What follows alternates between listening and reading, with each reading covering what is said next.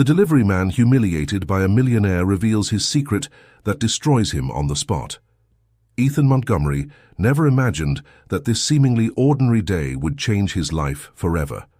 At 45, he was the epitome of success in Silicon Valley. As the owner of Montgomery Tech, one of the most important technology companies in the United States, Ethan had it all: money, power, and an impeccable reputation in the business world. That October morning, the sun shone brightly on the modern buildings of Silicon Valley's tech district. Ethan left his office on the 30th floor of Montgomery Tower, a glass and steel skyscraper that dominated the city's skyline. He wore a custom-made suit that accentuated his athletic figure, the result of long hours in his penthouse's private gym. As he waited for his driver to bring the limousine, Ethan absently checked his latest generation smartphone. The stock market numbers brought a smile of satisfaction to his face. His shares were still rising, as always. That's when it happened. A young man on a beat-up motorcycle stopped abruptly in front of him, almost grazing his Italian shoes. The delivery rider, who looked no older than 25, wore a worn-out helmet and a jacket with the logo of Flavor Express, a popular food delivery app. "Watch where you're going, idiot," Ethan snapped, furious at the scare and near collision. The rider took off his helmet, revealing a face that, for some reason Ethan couldn't explain, seemed strangely familiar. His eyes, a deep brown, seemed to penetrate his soul. "I'm sorry, sir," the young man replied in a soft but firm voice. "I didn't mean to startle you." There was something in his tone, in the way he looked at him, that unsettled Ethan. For a moment he felt as if time had stopped. "Do we know each other?" he asked, unable to shake off that feeling of familiarity. The delivery rider gave an enigmatic smile. "I don't think so, sir, but maybe we should. Before Ethan could respond, the young man put on his helmet and started the motorcycle, quickly disappearing into the traffic on the avenue. Ethan stood there on the sidewalk, with a strange feeling in his chest. What had that been? Why did he feel so disturbed by a simple encounter with a delivery rider?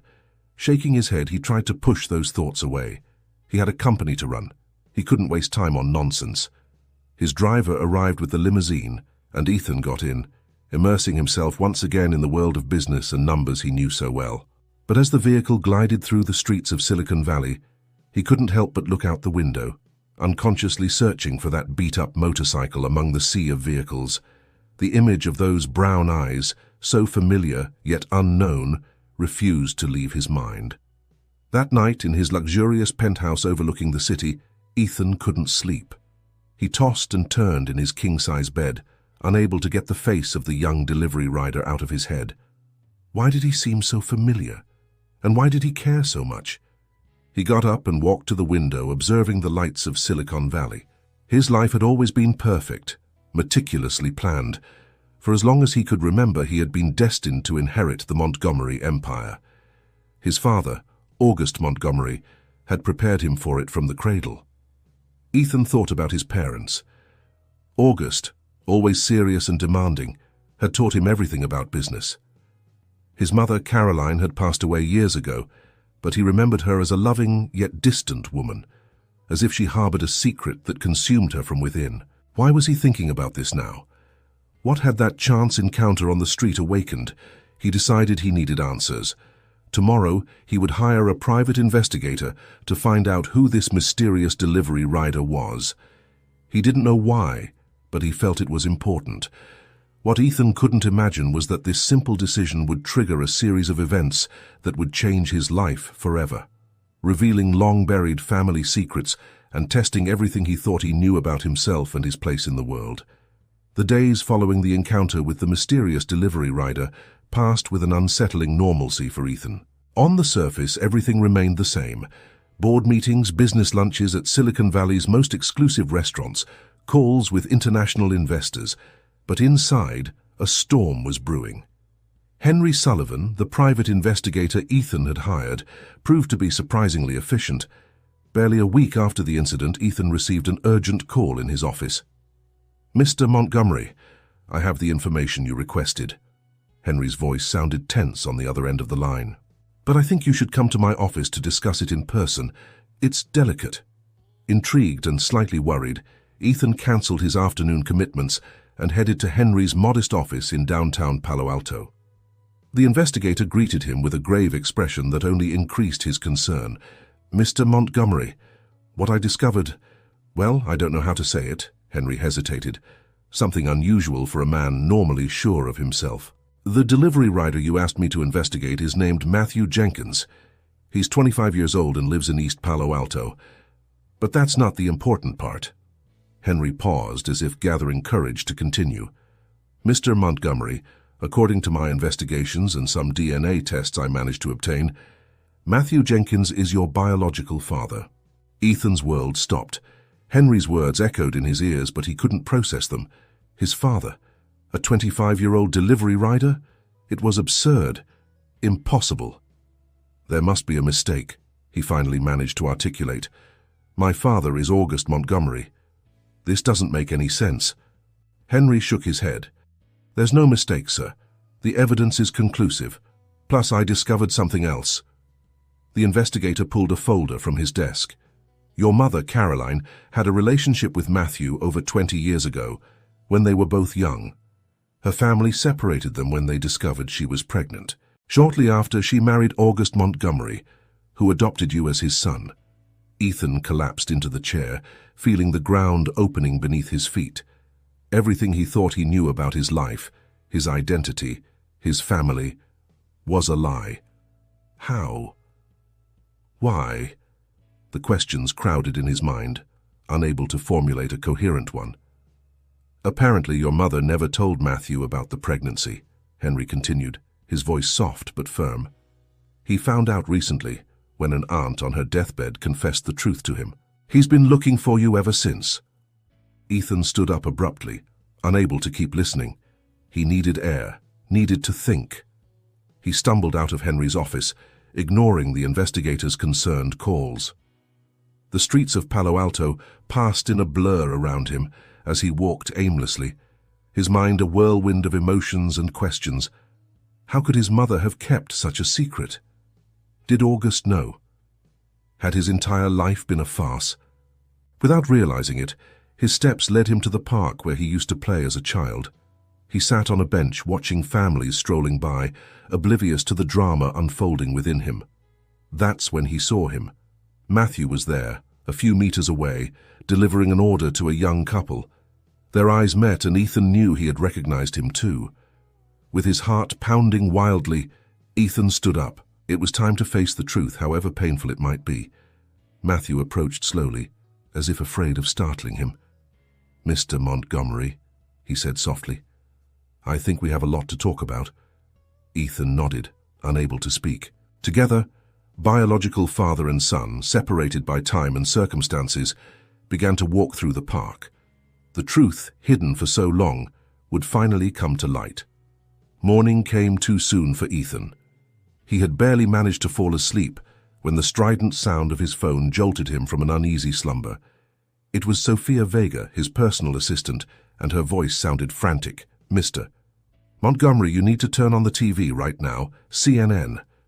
With his heart racing, Ethan turned on the enormous TV in his bedroom. What he saw left him cold. On the screen, a news anchor spoke with a grave expression. "Scandal in the Silicon Valley business world. Anonymous sources have revealed that Ethan Montgomery, CEO of Montgomery Tech, is not the biological son of August Montgomery as believed. According to reports, his real father is a food delivery rider from East Palo Alto." The news has shaken the foundations of one of America's most powerful families. Ethan turned off the TV, unable to keep listening. His head was spinning. How was this possible? He had only discovered the truth himself yesterday. How could it already be in the news? His phone wouldn't stop ringing. Calls from board members, business partners, journalists. Ethan ignored them all. He needed to think, needed a plan. As he hurriedly dressed, his mind worked at full speed. Who could have leaked the information? Only a few people knew, himself, Matthew, the private investigator, and suddenly, a terrible idea crossed his mind. Could it be that August, the man he had always called father, was behind this? He didn't have time to follow that thread of thought. Sophia called again, her voice even more urgent than before. "Mr. Montgomery, The board of directors has called an emergency meeting in an hour. They're talking about a vote of no confidence. Ethan felt the ground opening beneath his feet. Everything he had built, everything he had worked for was in danger of crumbling in a matter of hours. "I'll be there, Sophia," he replied, surprised by the calm in his own voice. "Prepare a press conference room for this afternoon. It's time I tell my side of the story." As he headed to the office, the streets of Silicon Valley seemed different. He felt people's stares, the whispers as he passed. His private life, his identity, had become overnight public fodder. Upon arriving at Montgomery Tower, the chaos was palpable. Employees whispering in the hallways, phones ringing incessantly, the buzz of uncertainty in the air. Ethan walked with his head held high towards the boardroom, where he knew the most important battle of his life awaited him. The meeting was brutal. The board members, people who until yesterday treated him with respect and admiration, now looked at him with a mixture of pity and contempt. Accusations flew: deception, lack of transparency, risk to the company's reputation. That's when Ethan saw August Montgomery enter the room. The man who had raised him, who had taught him everything he knew about business, now looked at him with an indecipherable expression. "Gentlemen," August said firmly, "I believe it's time we take control of this situation. I propose an immediate vote to remove Ethan from his position as CEO." The silence that followed was deafening. Ethan looked at August, searching for some indication of the father figure he had known all his life, but he only found the cold eyes of a calculating businessman. At that moment, Ethan made a decision. He wasn't going to be a victim in this story. It was time to take the reins. "Before you vote," he said, standing up, "I want you to know that I will give a press conference this afternoon. I'm going to tell the whole truth, omitting nothing. And after that, if you still want to remove me from my position, I'll accept your decision." The room erupted in murmurs. August looked at him with a mixture of surprise and something that seemed like pride. As he left the boardroom, Ethan knew that the next few hours would determine not only his future in the company, but also the course of his life. It was time to face the truth, however painful it might be, and decide who he really wanted to be: August Montgomery's son or Matthew Jenkins' son. The weeks following the press conference were a whirlwind for Ethan. The public reaction had been surprisingly positive. His honesty and his plan for greater transparency in Montgomery Tech had been well received, not only by the media but also by shareholders and employees of the company. However, the real challenge was in his personal life. Ethan found himself navigating uncharted waters, trying to redefine his relationships with the two men he called father. One Sunday afternoon, Ethan found himself in front of a modest house in East Palo Alto. He took a deep breath before ringing the doorbell. Matthew opened the door, a nervous smile on his face. "Ethan, please come in," he said, stepping aside. The interior of the house was warm and welcoming, full of family photographs and mementos. Ethan felt strangely comfortable there, as if a part of him recognized this place as home. "I brought you this," said Ethan, handing Matthew a box of pastries from the famous Tartine Bakery in San Francisco. "I didn't know what you liked, so—" Matthew smiled. "The chocolate croissants were your mother's favorite." They sat in the small living room, the silence between them charged with unexpressed emotions. "Tell me about her," Ethan asked softly. "About my mother when she was young." And so between cups of coffee and chocolate croissants, Matthew began to unravel the love story that had given rise to Ethan. He spoke of Caroline, of her contagious laugh, of how she loved to dance in the rain. He told of her dreams of traveling the world, of how they planned to run away together before her family separated them.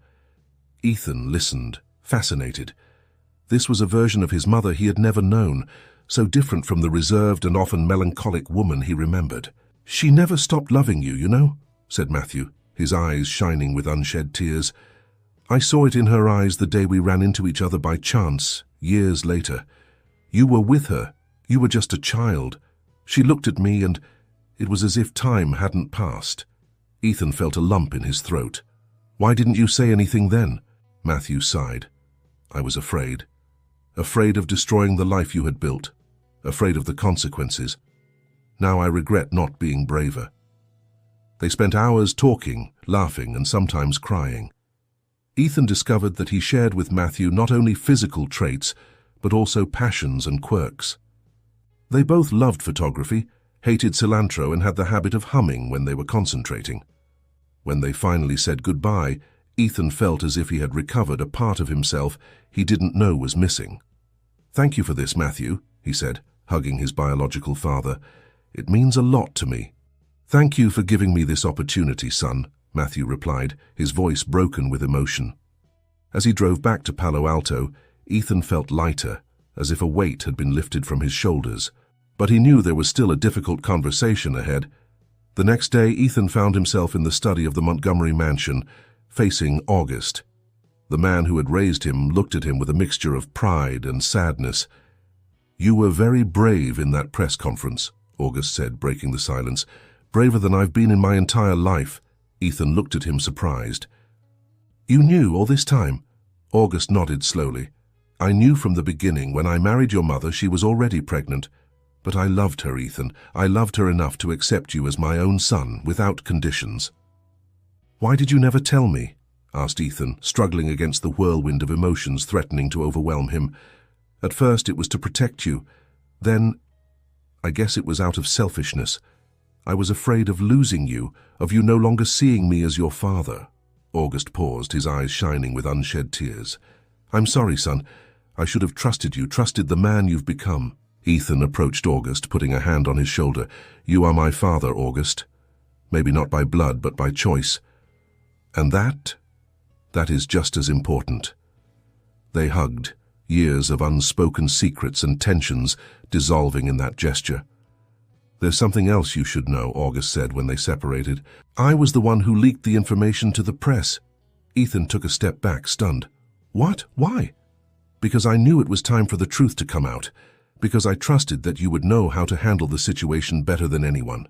And because it was time for you to meet your real father." Ethan remained silent, processing this new information. Finally, he nodded. "Thank you for your honesty, Dad. I think it's time for all of us to start over, with the truth as our foundation." The following months were a period of profound transformation, both for Ethan and for Montgomery Tech. The company, under Ethan's renewed leadership, was implementing radical changes in its structure and corporate culture. One spring morning, Ethan was in his office, reviewing the latest company reports. Sophia, his assistant, entered with a smile on her face. "Mr. Montgomery, the first quarter results are here. They're impressive." Ethan took the report and read it carefully. The new transparency and social responsibility policies had had a positive impact not only on the company's public image, but also on its financial performance. Investor confidence was at an all-time high. "Excellent work, Sophia," said Ethan, returning the smile. "Set up a meeting with the entire team for this afternoon. I want to thank them personally." As Sophia left the office, Ethan approached the window. From there he could see much of Silicon Valley, the place that had seen him grow and was now witnessing his rebirth. His phone vibrated with a message from Matthew. "Lunch together today? There's something I want to discuss with you." Ethan responded affirmatively and prepared to leave. In recent months, his lunches with Matthew had become a routine he looked forward to. Each encounter was an opportunity to get to know each other better, to make up for lost time. They met at a small restaurant in East Palo Alto, a simple but cozy place that had become their usual meeting point. Matthew was already there when Ethan arrived, a nervous expression on his face. "Everything okay, Dad?" asked Ethan, still feeling a mix of emotion and strangeness using that word with Matthew. Matthew smiled, but his eyes revealed some unease. "Yes, son.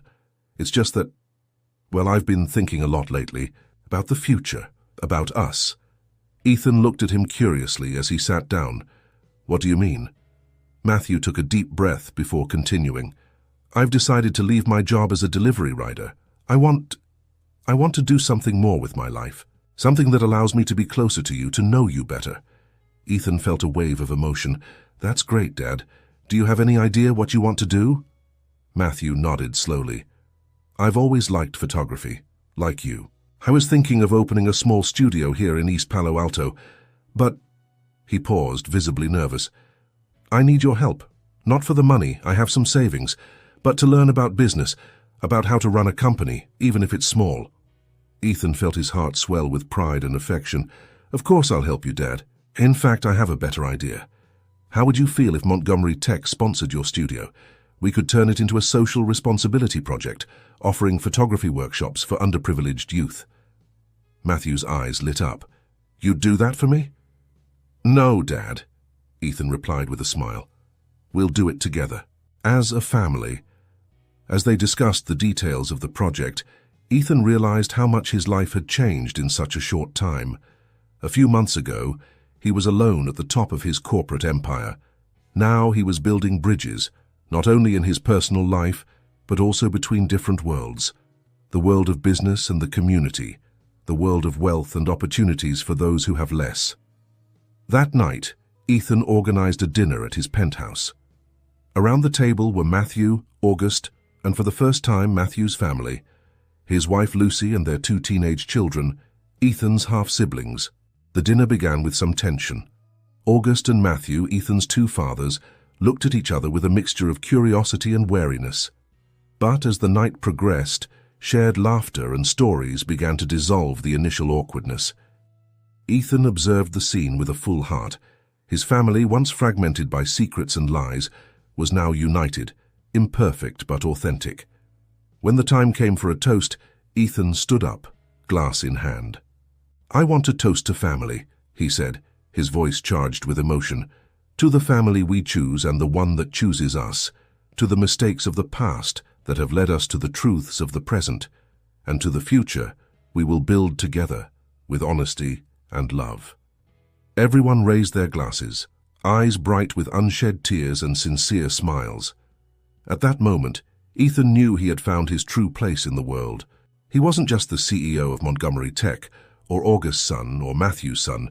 He was all those things and more. He was Ethan Montgomery, a man who had learned that true wealth isn't measured in dollars, but in the bonds we forge and the integrity with which we live.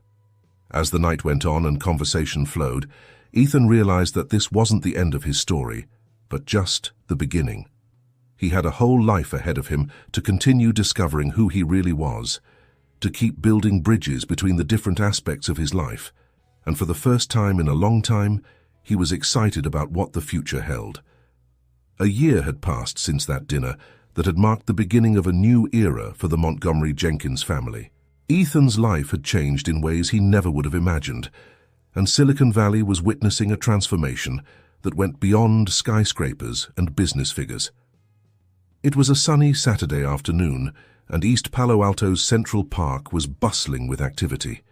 Ethan walked among the crowd, a camera hanging from his neck. Beside him, Matthew smiled proudly as he greeted young photographers who approached to show them their work. The Focus Project, as they had baptized Matthew and Ethan's initiative, was celebrating its first anniversary. What had started as a small photography studio had become a community outreach program that had touched the lives of hundreds of young people in East Palo Alto and its surroundings. "Who would have thought I'd end up teaching photography?" Matthew commented as he adjusted the lens of his camera. "And look at me now, surrounded by so much young talent." Ethan smiled, remembering how nervous Matthew had been in his first class. "You always had this inside you, Dad. You just needed the opportunity to show it." As they toured the outdoor exhibition, where the best photographs of the year were displayed, Ethan couldn't help but feel a wave of pride. Each image told a story. Each captured face reflected the hope and potential that the project had awakened. In the distance, he saw August chatting animatedly with a group of students. Since retiring from Montgomery Tech, August had found a new passion in mentoring young entrepreneurs. Seeing him there, completely in his element, made Ethan feel a deep gratitude. "It's amazing how things have changed, isn't it?" said a familiar voice beside him. Ethan turned to see Sophia, who had left her position as his assistant, to become the executive director of the Focus Project. "Sometimes I find it hard to believe," admitted Ethan. "A year ago my life was so different." Sophia nodded understandingly. "And look at all you've accomplished since then. You haven't just transformed Montgomery Tech, you've created something truly meaningful here." Ethan looked around, observing the smiles on the faces of the young photographers, the way Matthew and August interacted naturally, as if years of secrets and distance had never existed. "I didn't do it alone," he finally said. "You've all been part of this." As the afternoon progressed, Ethan found himself on the small stage they had set up for the occasion. In front of him, an expectant crowd, students, families, journalists, and curious onlookers who had come to witness what had become one of the most important cultural events in East Palo Alto. "A year ago," Ethan began, his voice clear and firm, "I discovered that the life I thought I knew was built on secrets and half-truths. It was a moment of crisis, yes, but also of opportunity. Because it was then that I understood that our true legacy isn't in the buildings we construct or the fortunes we accumulate, but in the lives we touch and the communities we strengthen." He paused, searching for familiar faces in the crowd before continuing. The Focus Project was born from that realization.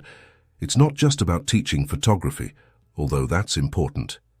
It's about giving our young people the tools to tell their own stories, to see the world from new perspectives, to dream beyond the limitations that society sometimes imposes on them. Ethan pointed towards the exhibited photographs. Each of these images is a testament to what we can achieve when we open our hearts to the truth and our hands to those around us. Each captured face, each immortalized landscape, is a promise of a brighter and more just future. His eyes met those of Matthew and August, who were watching him proudly from the front row. "I've had the fortune of having two extraordinary fathers," he continued, his voice laden with emotion. "One who gave me life, and another who raised me. Both taught me, in their own way, the importance of integrity, hard work, and unconditional love. This project is a tribute to them and to all the parents who struggle every day to give their children a better future." Ethan paused, letting his words settle before reaching the final part of his speech. "Today, as we celebrate our first anniversary, I want to announce that Montgomery Tech is committed to expanding the Focus Project to other communities in the Bay Area, because we believe that every young person deserves the opportunity to find their voice, to capture their vision of the world, and to build a future full of possibilities." The crowd erupted in applause. Ethan saw tears of joy in Matthew's eyes, a proud smile on August's face. At that moment, he felt that everything in his life had led to this point, to this realization that true success isn't measured in dollars or power, but in the positive impact we can have on the lives of others. As he came down from the stage, Ethan was immediately surrounded by hugs. Matthew, August, Sophia, the project's students. In the midst of that warmth, he realized that he had found something more valuable than any business empire. He had found a family, a community, and a purpose. That night, as the celebration continued under the stars of East Palo Alto, Ethan stepped aside for a moment to observe the scene. He saw Matthew teaching a group of children how to use a professional camera, August sharing business tips with young entrepreneurs, Sophia efficiently coordinating the last details of the event. He took out his phone and opened the photo gallery.